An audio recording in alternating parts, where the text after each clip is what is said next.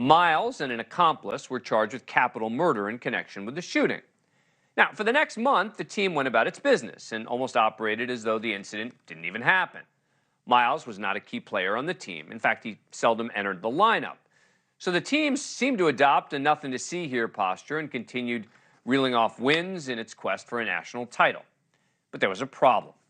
It turns out the team's star player was allegedly involved in this incident as well. At a court hearing on Tuesday, a local police detective testified that Alabama's star forward, Brandon Miller, who has been widely considered a top NBA draft prospect, brought Miles the gun that was used in the shooting.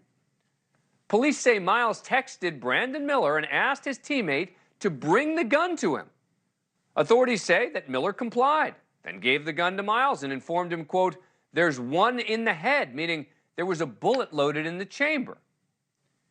It is a jaw-dropping revelation. Now, local prosecutors are not pursuing a case against Miller. The chief deputy DA, Paula Whitley, there told Alabama.com, quote, "There's nothing we could charge him with." Brandon Miller's attorney issued a statement saying, quote, "Brandon never saw the weapon nor handled it. Further, it is our understanding that the weapon was concealed under some clothing in the backseat of the car.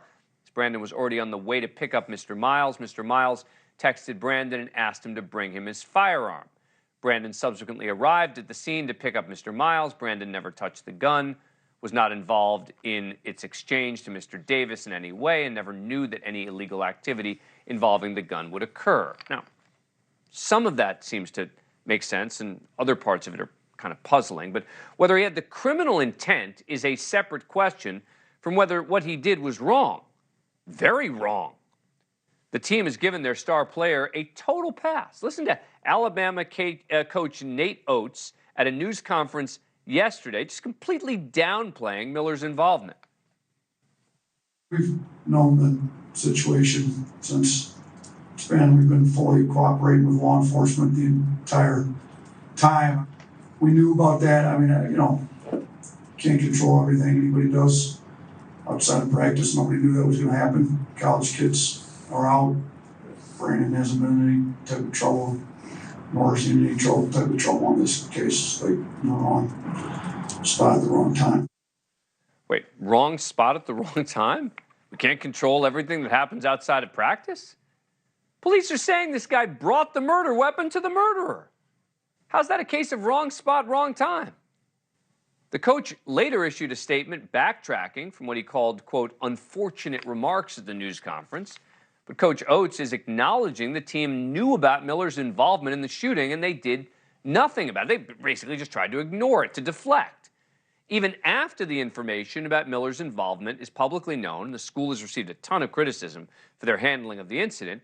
Brandon Miller is in the lineup tonight for Alabama's game against South Carolina. Is the reason we aren't hearing more about this because with the SEC tournament and March Madness around the corner? I don't know. ESPN and CBS, the networks that will be carrying those games, certainly might not want to cover it more. ESPN has touched on it, to be fair, but a story about a star player bringing the murder weapon to an accused killer seems like a huge story to me. Joining us now is Dan Wolken, USA Today columnist, covering this story. Dan, thanks so much for coming on the show. Appreciate it. All right, so have I characterized this fairly? Is there something that we're missing here about why there isn't more sort of attention on this story and on this issue? Well, I think the big thing is that after the incident happened on January 15th, there was some national attention on it because certainly anybody involved in a high-profile sports program like Alabama being charged with capital murder is a big story. But because the player was not a particularly high-profile guy, as you mentioned, Darius Miller hardly played for Alabama, so it sort of received this initial burst of attention and then it sort of fades away, and really had not heard much about it. But with the revelations that happened in this hearing on Tuesday, and it's my understanding that it's a little bit unusual maybe in that type of hearing to get so much specific information. I think it was so shocking that when people heard about Brandon Miller, this guy who is a top 10 NBA draft pick potentially, the best player on a really good college basketball team, was involved in this in any way, just forget the criminal liability potential here. Just that he was there at the scene is pretty shocking. And so I think now everyone's re-engaged on this. And I think you are going to hear a lot more about it as the season winds down. I think it's going to define, in some ways, the rest of Alabama's season. Thank you for watching. Go to newsnationnow.com to find NewsNation on your cable provider.